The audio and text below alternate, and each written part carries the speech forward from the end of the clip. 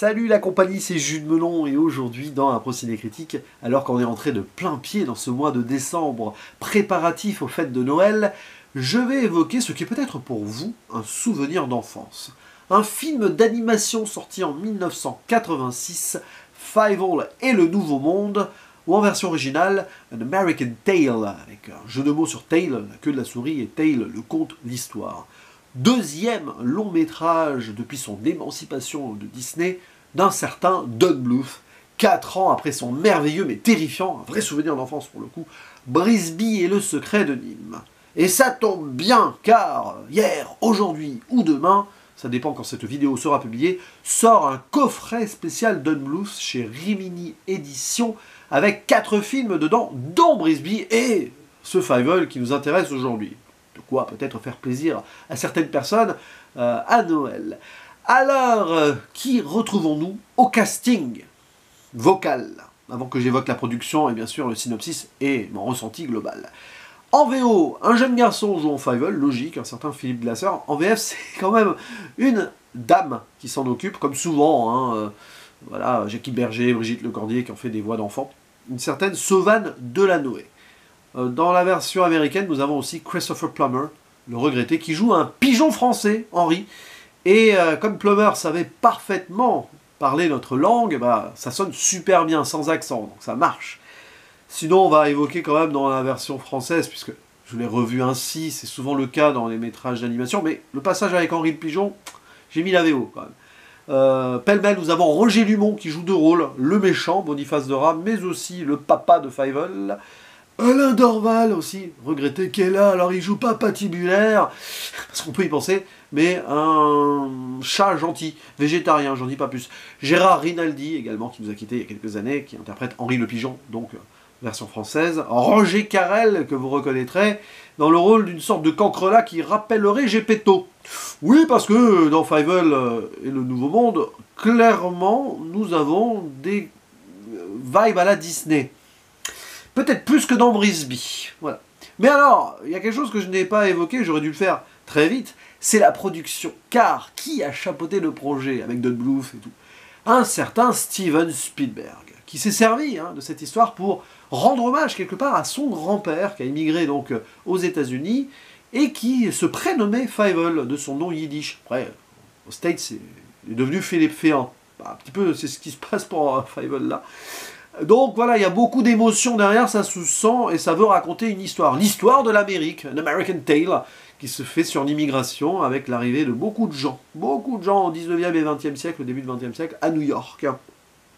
Et là, l'histoire se situe en 1885, si je ne me trompe pas, et on va suivre donc des immigrés russes qui arrivent aux USA. Mais, comme c'est un dessin animé, enfin, film d'animation, pour les enfants, ces immigrés sont des souris et fuient les chats, les cochaks.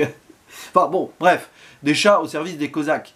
On voit que de toute façon, il y a la persécution globale et pas qu'au niveau des animaux dans le film. Mais bon, oui, il y a des humains. C'est intéressant aussi d'avoir laissé cette dimension-là pour évoquer l'histoire en filigrane.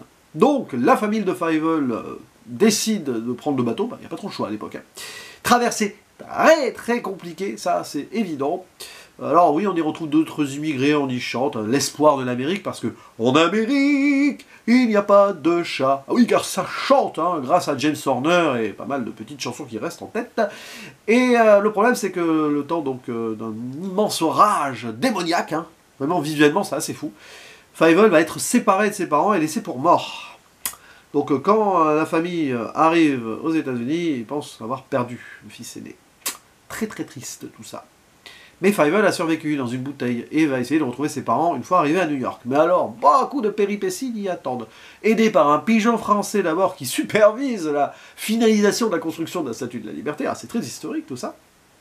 Et après, rencontrer d'autres gens, notamment une autre souris italienne qui va tomber amoureuse d'une souris irlandaise. Ok. Mais aussi des chats, parce qu'en Amérique, il y a des chats. C'est pas parce que le rêve américain est tant convoité et espéré que la réalité n'est pas plus dure. Eh oui, c'était la vérité. Ça l'est d'autant plus aujourd'hui. Alors à l'époque, c'est pas évident non plus. Bon, et donc, Fievel va-t-il retrouver son père et sa famille, surtout, en ensemble complet. et affronter les chats locaux, et Boniface de Rat, en version française. Boniface de Rat, soi-disant un rat, qui est un peu gangster et tout, mais bon, qui a l'air de faire affaire aussi avec les méchants chats, si vous voyez ce que je veux dire. Je vais pas faire de zone spoiler ici, mais bon, si vous avez vu le film. Et il se passe beaucoup de choses en très peu de temps, en 1h20 même pas.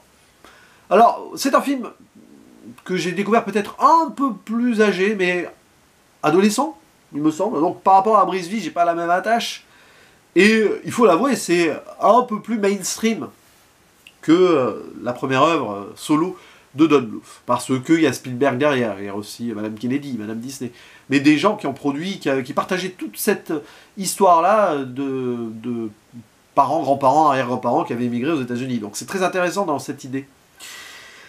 Et en fait, c'est particulier parce que le film est vraiment bien. Mais vraiment, puis c'est du Don Bluth, c'est-à-dire qu'on peut passer directement sur le point ultra positif, c'est l'animation et le fait que ce monsieur ne prenait pas de gants pour montrer la peur aux enfants. Alors dans Brisby, le secret de Nîmes, c'est d'une violence ultime, c'est très triste, et c'est hyper marquant, voyez-le ce film, j'en ai parlé déjà sur la chaîne il y a bien longtemps. Mais là, même si c'est un peu plus édulcoré, il y a quand même face à la mort, face à la disparition potentielle, et le danger est là. Mais alors, sur l'aspect esthétique, il y a de ces scènes. Alors, la scène de la tempête diabolique, là, avec clairement les vagues qui se prennent forme, hein, comme ça, c'est peut-être un peu forcé et surligné, mais c'est quand même violent pour les enfants. Mais évidemment, c'est surtout le design des chats. Il y a cette attaque au début où ils sont dégagés, hein, persécutés là, par les cochacs. Déjà, ça marche bien, parce qu'il y a le côté un peu militaire au-dessus, avec les hommes, et c'est marrant, on passe d'une transition, d'un moment très familial, Hanouka et tout, à cela, et pouf, direct, on est mis dans le bain. Et alors, une fois en Amérique, les chats, c'est... Oh, voilà, là-dessus, il y a un vrai travail, et pour montrer que, parfois, c'est pas facile, la vie. Il y a aussi, on va dire, direction artistique qui marque, notamment sur les couleurs, ou l'absence de couleurs. Visuellement, c'est de la beauté pure, et c'est du travail. Après, bah, c'est sur l'histoire, c'est pas que ça pêche, alors il y a beaucoup de scénaristes, peut-être c'est ça le problème aussi, il y a beaucoup d'idées donc, et ça va très vite. Il y a trop de choses, en fait. C'est le problème. C'est-à-dire que le film, il y avait vraiment la capacité de le faire durer 1h45. Hein. C'est-à-dire que là, on passe pas du coq à l'âne, mais pas loin. Du coup, tout est expédié. À un moment, Fievel est quand même emprisonné avec d'autres jeunes souris. Mais l'idée de se sortir de là est assez... Waouh, incroyable. Ça dure même pas une minute, quoi. On laisse pas s'installer cette tension-là, parce qu'il y a d'autres tensions à gérer. Il y en a eu avant, il y en aura après. Donc on peut le comprendre, mais du coup, est-ce que c'était bien nécessaire d'y mettre autant de protagonistes pour pas grand-chose? N'était-on pas tout simplement, finalement, dans la suffisance globale, en restant sur Boniface de Rat, et après les chats, quoi. Bon, puis il y a cette idée de quête ou pas des parents et de la petite sœur, où ils se croisent tout le temps, mais ils se voient jamais. C'était terrible, hein. New York, c'est quand même grand, mais pas si grand que cela pour les immigrés qui viennent d'arriver, forcément. Ils gravitent toujours autour, là, afin de chercher, on va dire, de quoi se nourrir, et travailler, et se loger. Et donc, oui, c'est amusant, parce que le fait que ce soit précipité comme cela, ça rend les choses un peu trop légères. Alors, évidemment, il faut que ce soit un film pour enfants. Mais bon, Brisby, le secret de Nîmes, je suis désolé, à part le corbeau, qui était nécessaire, parce que c'est vraiment... Sinon, c'était vraiment quelque chose pour les adultes, hein, Brisby. Mais là, ouais, t'as presque trop de décalage, et tant et si bien que sur l'antagonisme, on a du mal à y croire. Voilà, le truc autour de Boniface de Rat, c'est pas que tu vois venir la chose, mais... Bon. Puis le cancrelat qui sert pas à grand chose, si ce n'est à faire une référence... bon, double référence à Pinocchio, hein, d'ailleurs, parce que Gepetto et Cricket, bon, enfin, Jiminy Cricket, pardon, pourquoi je pense à Gepetto, Jiminy Cricket, désolé, et après, quand Boniface de Rat récupère Fievel, en l'embrigadant, il part avec... et voilà, dit d'artiste, voilà. Désolé, je suis pas bien réveillé, c'est le matin, donc je dis un peu n'importe quoi ici au niveau des paroles de chance. Mais oui, on voit les références. Et j'ai pensé beaucoup aussi... Alors visuellement, hein, ça se voit que c'était Don Bluth, qui était directeur de l'animation à l'époque, aux aventures de Bernard et Bianca, qui pour le coup, pour moi, est un souvenir d'enfance. Et il y a des gros parallèles à faire. Même musicalement, par moments, Bon, il y a des souris, vous allez me dire, bon, c'est pas tout à fait des souris dans Bernard et Bianca, mais hein, l'aspect visuel est pas loin. Il y a des moments chantés qui m'ont... Je sais pas, SOS Société, mais bon, voilà. En Amérique, il n'y a pas de chat. Je sais pas, il y a une vibe qui fait que on peut mettre ces films en parallèle. Bon, mais ça, c'est très personnel. C'est sorti la même année que Basile, détective privé, soit dit en passant, qui aussi, de mémoire, parce que dans lui, j'ai vu il y a longtemps, partage quelques points communs sur certains aspects esthétiques, peut-être, avec ce Brisby. Avec ce Brisby. Avec ce Fievel. J'ai vraiment beaucoup Brisby en tête. Hein. C'est peut-être pour ça aussi que je divague dans cette vidéo par moment. Non, mais plus sérieusement, Fievel, c'est quand même quelque chose qu'il faut montrer aux jeunes d'aujourd'hui, parce que j'y pense, mais ce genre d'animation-là, alors, estampillé pour enfants, alors évidemment, ça fait un peu old school, mais, passons, ça, c'est très frontal, et visuellement, il y a une vibe très mature dans l'esthétique, dans la peur, dans la terreur. Et ça, c'est Don Bluth, vraiment. Il y a quelque chose avec cet animateur, avec ce réalisateur, qui était propre, du moins au début de sa carrière, parce que j'aime beaucoup Don Bluth, mais je n'ai vu que ses 3 premiers. Voilà, honte à moi. Et je n'ai évoqué que ces 3 premiers sur la chaîne. Mais bon. Et sinon, bah, les références historiques, ça peut paraître anecdotique comme ça, mais tout est assez réaliste en soi.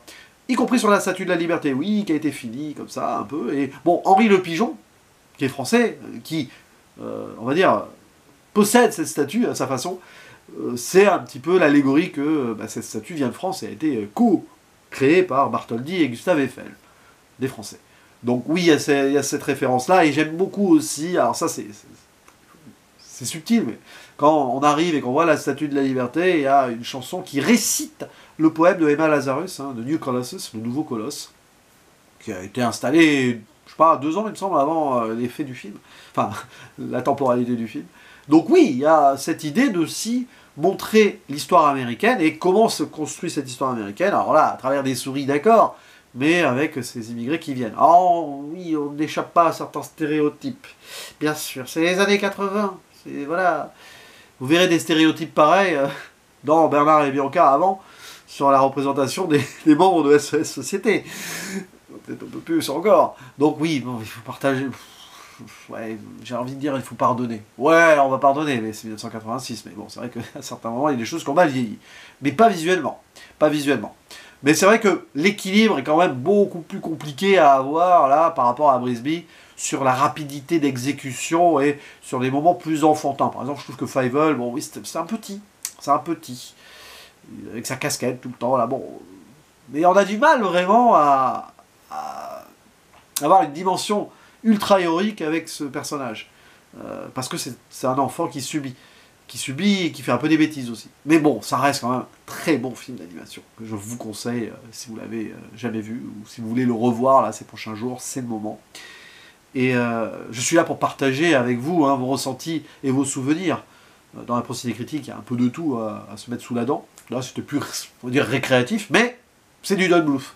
Et il y a ce coffret qui sort, et c'est un grand monsieur de l'animation. Donc, même si j'étais un petit peu brouillon ici, parce que je suis fatigué aussi, bah, voilà, détente totale, et parlons en commentaire de cette œuvre, du cinéma de Don Bluth, bien sûr, et n'hésitez pas à dire quel est votre préféré, tiens, parmi peut-être ceux que je n'ai pas encore vus par la suite. Je vous dis à la prochaine, ciao.